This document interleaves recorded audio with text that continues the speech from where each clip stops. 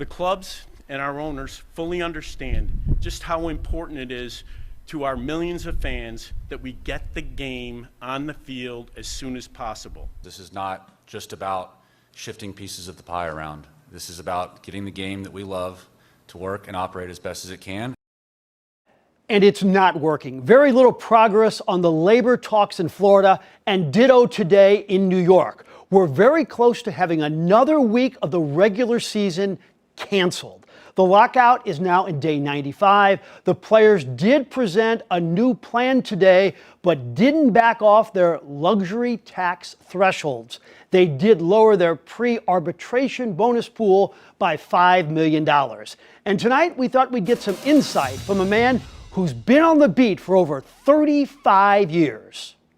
We are joined by one of the best in the business from Fox Sports and The Athletic, Ken Rosenthal. Ken, welcome to the program. And it appears the players have some resolve. They're changing states. It's 48 hours later. It doesn't seem like this is going to be a group that's going to cave soon. I would agree with that, Frank. And granted, they haven't paycheck yet. And is ultimately the first test and the test going forward. Can they withstand losing money? Now, the union will give them part of their salaries back, $15,000 for each player in April if they want it. But we will see if this thing goes a long time, if they're able to stay together the way they will need to. But to this point, this is, as they have said, the players, the most unified they've been since 94, 95. They weren't around for that, most of them. I was, and yes, this is definitely the case.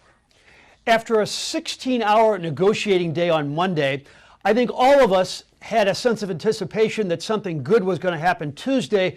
But Ken, maybe the two sides weren't that close after all.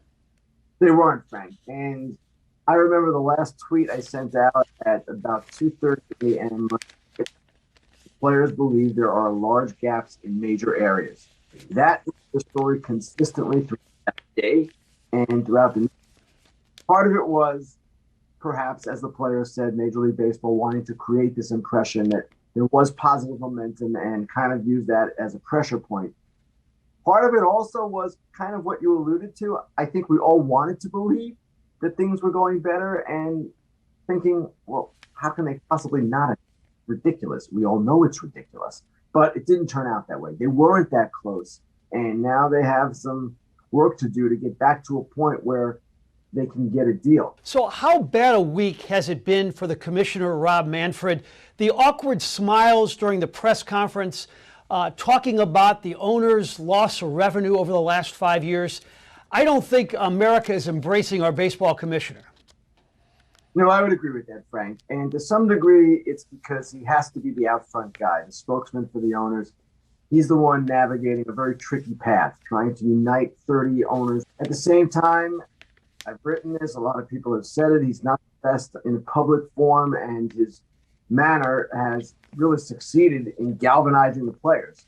And right now they see him as this giant boogeyman, kind of the incarnation of all their problems. What about the ramifications? First of all, the on-field product has suffered a little bit, too much dead time, the games are too long, not enough offense. But if you have this labor situation, is there a chance that there's going to be some real long-term negative effects to America's national pastime, Ken? Frank, if we miss a number of games, and I'm not talking about 2 series, which is the current going to be canceled, but say a month's worth, yes, people will be upset enough where there's a certain percentage of them who are disaffected and who will say, I'm not coming back. Now, some of those people will come back, but you lose also the chance to kind of grab casual fans. And it's a bigger entertainment landscape, far bigger than in 1994, 95. There are more choices for people. And the sport, even now, is not where it was back then. So, yes, there is a chance of permanent damage to the sport. And that's something that both parties need to be aware of. Final thought. I don't want Major League Baseball to become more like the NHL and the NBA in terms of allowing almost everybody in the postseason. But I do think there's something to be said for expanding the playoffs because, we may not get to see Mike Trout or Shohei Ohtani in the postseason. We need our stars in October on national television. I understand that sentiment, Frank, and certainly if you went to 14 teams, even 12 teams, which is what they've been discussing more recently, you'd have a better chance of that happening. The players' concern, and in my opinion, there's validity to this, is that if you go to 14 especially, then a team like the Dodgers or the Yankees, a kind of a team that's perennially in the playoffs, would not feel as compelled to spend. They'd figure, we'll get in. And then, of course, we know this. People in St. Louis know it quite well. Once you get in, if you're the hot team, you have a chance to win the World Series.